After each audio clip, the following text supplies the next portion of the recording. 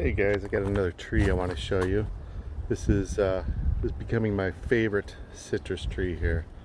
So this here is a Tango Mandarin. And so first I just want to say, excuse the look here. You can see the leaves are yellow. My citrus trees have a tendency to go into kind of transplant shock for the first year, sometimes 2 years after I plant them, and then we had the hottest summer we've ever had last year. So this was planted a year ago and it's struggled a little bit. So you can see I had probably about 20% dieback on this. So this tree has similar needs to the Washington navel, which I have right next door.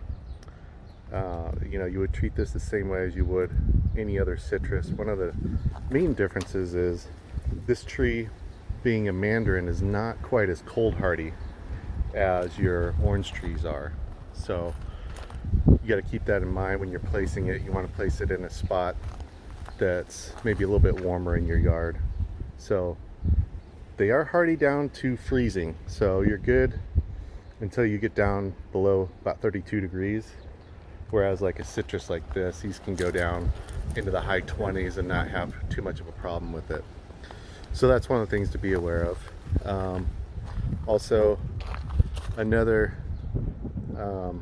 thing about these trees is, being a mandarin, you can see it's getting ready to put on flowers here.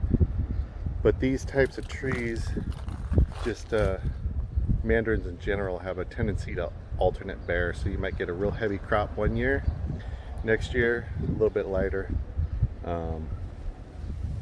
And so you got to be kind of aware of that, whereas your normal orange trees don't have that same kind of tendency. Now, one of the things you can do to kind of combat that a little bit is thin your trees out. These trees will sometimes overproduce for you, and so if you just have this abundant harvest, it might be worth it to thin a few out, just to make sure that you get some next year. Excuse the wind, it's getting kind of crazy here. But so one of the things also, this is a seedless variety that, if you're familiar with the Murcott tangerine, just filling there. If you're familiar with those, then you're familiar with these. The only difference between the two is that this is a seedless variety, but that's the parent right there. I bought that first because these tangos are a little bit harder to find, but I think they're worth seeking out because it is nice having the seedless variety. The flavor on them is awesome, just absolutely awesome. It has this nice tang to it, so it doesn't taste like the cuties that you get in the store. It tastes, it's just way more flavorful. It's not even a comparison. But they are about the same size. So if you look here, this is kind of an average size here. I've got some that are smaller, and I think a lot of that is just based on the struggle that this tree has had. Here's a little cluster of some smaller ones here. But most of them are going to be about this size, especially once the tree matures. So, I'm going to take this in. You can see, I want to get all this fruit off, so that this tree can focus on new growth. I don't know that I'm going to let this fruit next year. I think I need to let it heal. So let me take some. I'm going to take one of these and one of these inside, so I can kind of show you, hopefully, a little bit of the difference between the two. See how seedy the one is compared to the other, and see how much difference there is in flavor. So I'll do that now. Okay, so here you go. Here's kind of the average size. You can kind of see compared to my hand here.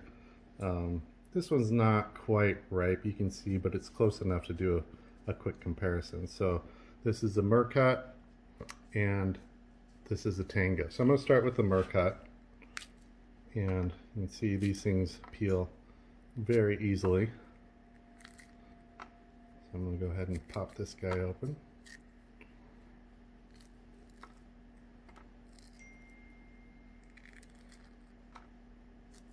There it is, tiny little slices. Let me open up the Tango. We can do a comparison. This one's not peeling quite as easy, but it's still easy to peel. It does smell good. You can smell the citrus as it comes out. So these, you shouldn't see any seeds in, and I don't. So I'm gonna break a little piece off here. There you go. I'll try it.